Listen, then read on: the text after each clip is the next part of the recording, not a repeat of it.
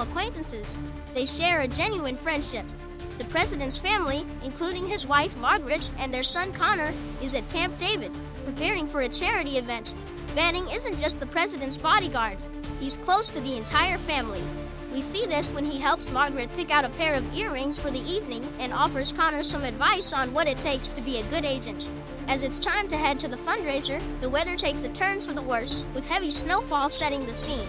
The president and Margaret are in the main limousine, while Connor is with Mike in a following SUV. On their way, disaster strikes. A large branch smacks the leading vehicle, causing a series of accidents. The worst moment is when one Secret Service SUV crashes through the bridge's barrier and plunges into the freezing water below. Even more terrifying, the president's limousine is left teetering dangerously on the edge of the bridge. Without wasting a moment, Mike, along with other agents, leap into action. They try to balance the limo by weighing down its end on the bridge. They make desperate efforts to save both the president and Margaret. Margaret's door is jammed though, and the limo continues to shift. Mike manages to free the president. However, the heartbreak is inevitable when he can't save Margaret. The limo plummets off the bridge, taking her with it. Connor comes running and screams, knowing that his mother just died. Fast forward 18 months, and the burden of the past clearly weighs on Mike. He's easily distracted, even when Leah, his wife, tries to talk with him, suggesting they spend more quality time together. Feeling guilty, Mike proposes a movie night when he finishes work. His new role at the U.S. Treasury is a stark contrast from his past responsibilities. The memories of the incident at Camp David haunt him. He meets with the Secret Service Director, Lynn Jacobs. She's fully aware of his deep-seated guilt over not being able to save the First Lady. But she consoles him, emphasizing that he made the best decision he could at that moment. Even President Asher stands by him.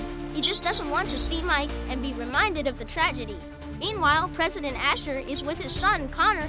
They're discussing their upcoming trip to Camp David, though Connor would much rather go to the beach. Trying to lighten the mood, Asher suggests grabbing some ice cream. But duty calls as Asher is summoned for an important meeting. He's to discuss a pivotal gathering with the South Korean Prime Minister about looming threats from North Korea. A meeting that involves Secretary of Defense Ruth McMillan, Speaker of the House Alan Trumbull, and Vice President Charles Rodriguez. At the White House, Prime Minister Lee and his Chief Security Officer Kang Yun-suk arrive for the crucial discussion centered on the tension between North and South Korea. However, not too far away, the significant security threat is unfolding. A large AC-130 gunship is spotted over North Virginia, and as two American fighter jets approach it with instructions to land or face retaliation, the situation escalates. Rather than heeding the warning, the gunship unveils machine guns, shooting down both American jets. The severity of this breach is quickly relayed to President Asher. Realizing the magnitude, he cuts the meeting short and goes against standard procedures, prioritizes the safety of his guests, and allows them to be escorted to the PEOC. In a swift response to the airborne threat, the military springs into action. Fighter jets are dispatched, soldiers gear up and take their places, and SAM turrets are ready to defend against the approaching threat. Seemingly detached from this immediate danger, Mike is at his desk when he suddenly realizes the pandemonium outside. The gunship rains bullets on the streets below, with civilians running in every direction. The harrowing sight of innocent lives being taken unfolds as Mike, driven by instinct, runs toward the chaos. The anti-aircraft turrets launch missiles at the gunship, but it deflects them with its defense mechanisms as top officials secure themselves in the PEOC. Mike dashes through the streets, urging people to find cover and guiding them to relative safety. The gunship then shifts its focus to the White House, unleashing a barrage that decimates the guards on its roof.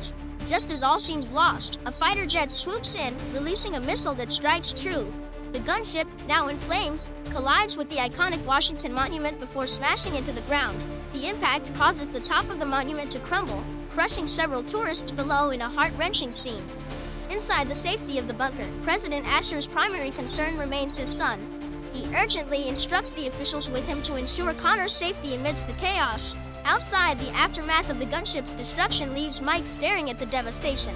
However, the calm is abruptly shattered by explosions around the perimeter.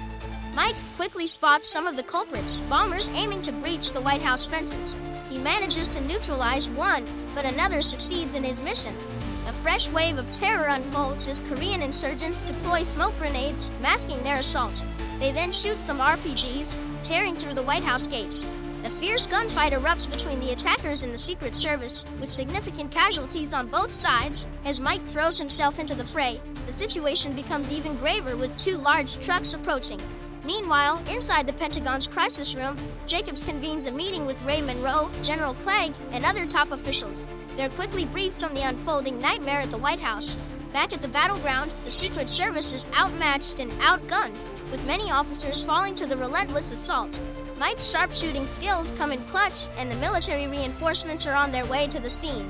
Meanwhile, a nasty surprise awaits the officials in the bunker. Gunfire rings out as Kong, with his team and an unexpected ally, former Secret Service agent Dave Forbes, kill all the security inside the bunker. Asher and his associates find themselves at gunpoint, held hostage in what was meant to be their safest refuge. Outside, things take a drastic turn. As Mike and the remaining guards regroup, the ominous trucks make their presence felt. One truck's doors swing open to reveal a massive machine gun, which lays waste to any soldier in its path. An RPG round blasts the main entrance of the White House, and Mike witnesses the horrifying sight of his comrades falling. With the perimeter breached, he makes his way into the White House, seeking cover. The assault continues as the second truck delivers a payload, crates packed with weapons. Now armed to the teeth, the terrorists solidify their position within the White House. Their technical expert, Lim, ensures all external communication and controls for the White House are jammed. The defenders aren't giving up, though. Within the White House, Roma and his team mount a desperate counterattack against the terrorists who've now gained access to the control room. As gunfire echoes through the halls, Roma delivers a grave message: Olympus has fallen, signifying the loss of the White House as he is killed. With the White House under siege, reinforcements rally to reclaim the symbol of American power. They surround the historic building, assessing the situation and planning their next move. Inside the command center at the Pentagon, a shocking moment unfolds as Kong establishes a video link. Those watching are met with the brutal sight of Prime Minister Lee's execution. Kang's message is clear: stand down or face further bloodshed. As the call ends, this threat is driven home when a defiant Asher refuses to submit to Forbes, and another innocent life is snuffed out as a grim example of Kang's determination. Navigating the harrowing corridors of the White House, Mike discovers Agent Roma on the ground. Resolute, Mike makes his way to the control room. There, he stealthily neutralizes a guard and discovers a photograph of Connor in the man's pocket. Using the control room's computers, Mike manages to lock the terrorists out of the system completely. But the situation remains dire. Kong, with his cold and calculating demeanor, demands access to archived files. To President Asher, he explains the wrongs committed by America by involving themselves in the Korean Civil War. Kong, speaking in Korean, orders his men to locate Connor, and the president can do nothing about it. The situation escalates rapidly. At the Pentagon, Trumbull steps in, assuming the role of acting U.S. president during this unprecedented crisis. Meanwhile, inside the White House, Mike manages to reach the Oval Office. From there, he communicates with Jacobs back at the Pentagon. Though skepticism clouds the judgment of some members, Jacobs vouches for Mike's integrity. The conversation is punctuated by an intense face-off between Mike and an intruder, proving to be one of the stronger adversaries Mike has faced. Nevertheless, with the help of a Lincoln statue, Mike prevails. Kong then reaches out to the Pentagon and demands the 7th Fleet pulled back, and insists on the withdrawal of 28,500 American troops from the demilitarized zone, or else the president will get it. Faced with an agonizing decision, the gathered officials are caught between a rock and a hard place. Trumbull proposes reaching out to officials in North Korea, Russia, China, Britain, and France, hoping for a way out of this dire situation.